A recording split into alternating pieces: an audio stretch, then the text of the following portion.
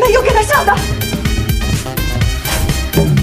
不得不说，在脱离了武器实用性的限制以后，独立发展的刑具逐渐展现出了设计者的创作欲望，旨在挑战人类身体忍耐的极限以及人类尊严的极限，诞生了不少伤害极高、侮辱性极强的物件。今天我们要讲的就是其中大名鼎鼎，很多老司机都会第一时间想起来的刑具——木驴。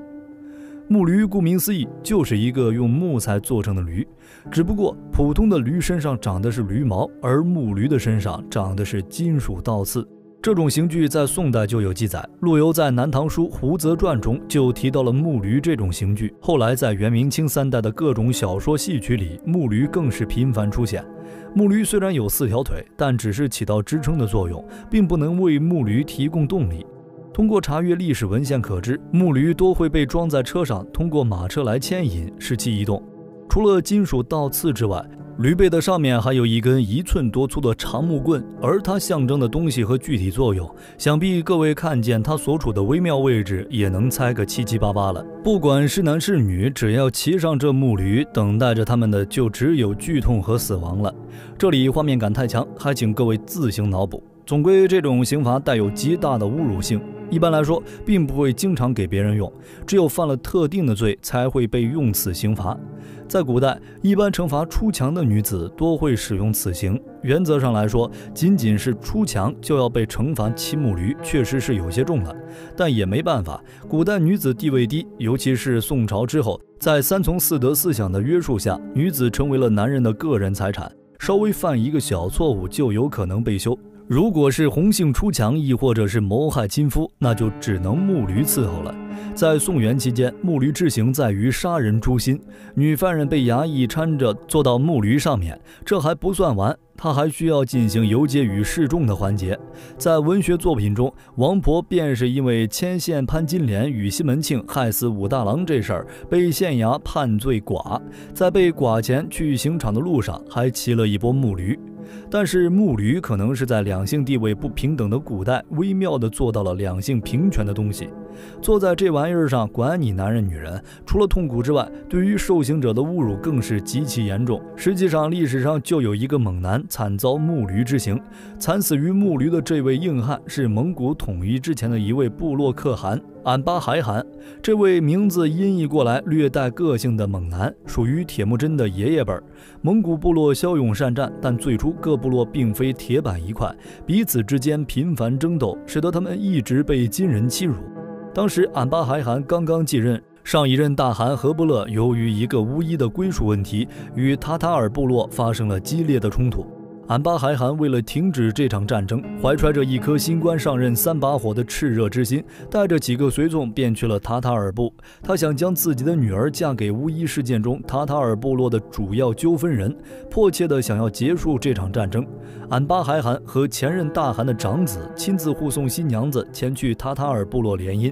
可就在半路上，塔塔尔人埋伏了他们，还把他们送给了金人。金朝认为蒙古部落是野蛮人，为了恫吓这个偏远的部落，金皇帝决定用带有侮辱性的木驴来处死这个蒙古部落的首领。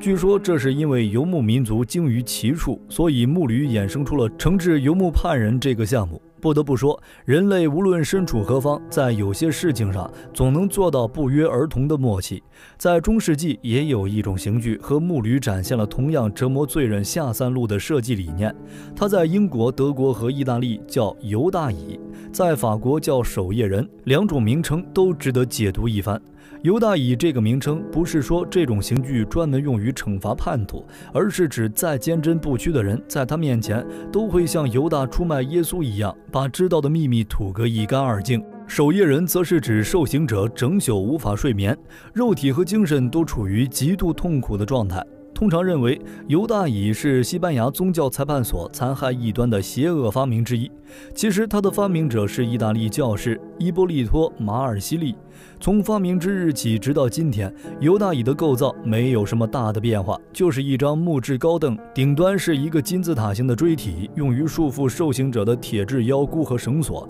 以及安装在刑讯室墙上的挂钩或滑轮，也应该算是这套酷刑装置的一部分。